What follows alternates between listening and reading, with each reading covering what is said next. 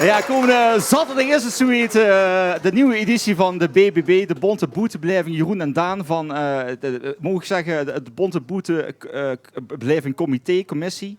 Ja. Bestuur. Wat doet jij precies binnen de BBB? Ik ben de penningmeester van de BBB. En ik ben de secretaris. Ja, en Daan, het zit eraan te komen. Komende zaterdag is het zoiets. De hoeveelste editie praten we dan over? We hebben over de 6e editie. En even opgezocht net. De 6e editie dat we weer organiseren bij het Huis van de Gemeente in Panningen. Het was wel een goed feest, denk ik. Het wordt weer een eindgoed feest, ja. We willen er een heel leuk feestje van maken. Ja, ik ben heel benieuwd. Programma technisch, je hebt ieder jaar heb je een goede mix van artiesten. Ook dit jaar neem ik aan. Ja, zeker. Neem eens even met, Jeroen. Sowieso hebben we altijd een mix van de regionale artiesten. Die komen gewoon tussendoor voorbij. En natuurlijk de toppers uit onze provincie. Frans Steuners, LVK-winnaars van een paar weken terug, anderhalve week terug, Speng en Span. Marleen Rutte, Wederee. Dan hebben we nog een hele leuke combinatie, de Breukers samen met Janske. Dus die komen een optreden verzorgen. En dan de verrassingsact van vorig jaar, Hoendervel, die komen nou gewoon op het programma en die komen er zeker een feestje van maken. En dan kunnen we natuurlijk niet laten om zelf ook nog een verrassingsact te regelen.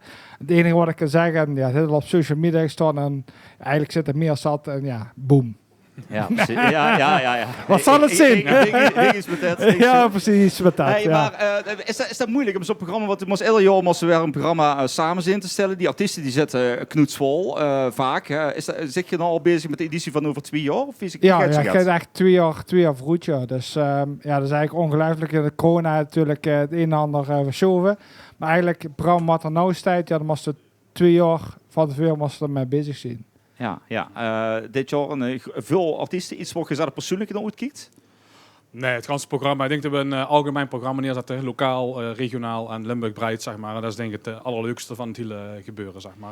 En wat is nou de kracht van de Bonte Boetebeleving? Wat is dat nou? Zijn dat die artiesten of is dat samen zien op dat plein? Of wat is dat? Ja, ik denk het stukje, regionale stukje wel. We terug in de dorpen, terug in Panningen. Wat doen we begonnen hebben, door je teruggehaald naar de kernen. En daarna ook verder gaat de kern in.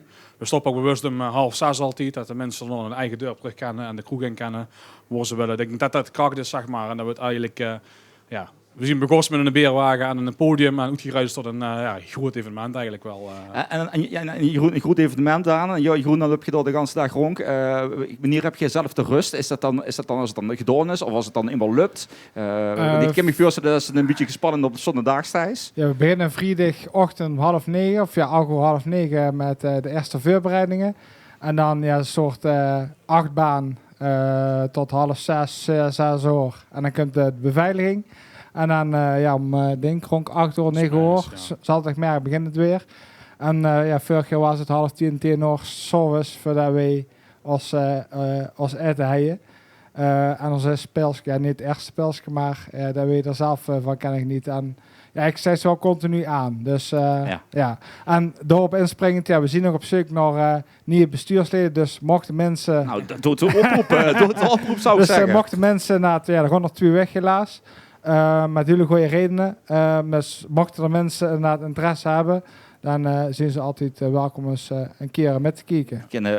Uiteraard met de kallen neem ik aan, toch? Ja, precies. Het is ook wel spannend hoe het altijd loopt. Zeg maar. Dit jaar hebben we iets nieuws, het hele bekerbeleid. We moeten met plastic bekers werken, we moeten met recycle tokens werken. Wie dat gaat lopen is weer spannend. Dus we hebben echt ieder jaar wel wat gehad wat we hebben. Zijn dat goede uitdagingen voor je? Ja, zeker. Ja. We moesten eraan voldoen natuurlijk voor de regelgeving, maar het brengt wel echt nodige organisaties met nog meer vrijwilligers nodig, nog meer mensen nodig. Over nadenken wie ze dus dat is wel echt wat heel veel tienen gaat zetten. Dus soms zeggen we, volgend jaar weten we het, en dan hebben we toch wel het nice wat we weer mogen bedenken en moeten uitvoeren. Dus heel nog wel leuk weer. Maar, het is een flink evenement. Hoeveel mensen is er staan? Ja, 5.000-6.000 man. En is het al iets wat door de jaren groter is geworden? Of zit je ook met een paar jaar geleden ook met... Nou ja, ik vergeet nu met de eerste editie dat we dachten, er komen 3 jonge man. En toen stonden we ook met 4-6 jonge man. Daar hebben we echt overal alles vanaf mogen trekken en halen om het te laten slagen. En het wordt ieder jaar groter. Al denk ik wel dat er een keer wel een punt komt dat we het maximale bereikt hebben. Maar ten nou toe kan iedereen er gewoon gratis wees binnen. Het groeit. Ja. En we willen ook een gratis evenement blijven, dat is ook wel belangrijk. Dat we dat wordt zij BBB over 4 jaar? Ik kom nog steeds op het huis, of het plein van het huis van de gemeente. En dat we langzaam doorgroeien inderdaad qua bezoekers. Maar ja, zoals dan zit, er komt natuurlijk een keer een max aan, ook qua pleingrootte. Maar ja, we willen het gewoon in Pelemaas hooien, we willen het gratis hooien. Dat is wel een streven inderdaad. Nou, is het komende zaterdag, is het zoiets? Het is niet wie in Venlo was de polsbandjes moest hebben, waar alleen zich er met gaat bemoeien. Is het zo de eerste die komt destijds en vol is vol? Ja, zo werkt het wel. In principe, we beginnen met open, zeg maar. En zodra het open gaat, kan iedereen binnenstruimen. En daarna zullen we zien of een keer dicht moet. Wij zien altijd wel een beetje reguleerd. Dus die mensen die komen, die mensen die gaan. Dus we dat gewoon continu in de gaten. En mocht het vol raken, zullen we het plein moeten sluiten. Maar vooralsnog gaan we er niet vanuit. En we hopen dat we iedereen binnen kunnen laten. Nou, ik zal tegen de mensen toes willen zeggen, zorg dat je er precies bij ziet. Ik zie hij trouwens nog een zwart duursje staan. Ja, even voor op die te komen, want ja, uiteraard hebben we ook weer het collectors items, de pinke. Dat zien we vandaag helaas vergeten. Maar hij is er wel weg, dus de pinke 2024. Dus voor degenen die de afgelopen 4 edities hebben verzameld, ja, hij is er weg. Was hem dus, beter hoor je. Dus die delen we om bij opening die we doet. Dus dan kunnen mensen er weer gratis met krijgen inderdaad. Helemaal goed. Zwarte duursje op tafel? Ja, klopt. Dat delen we dan onze sponsoren.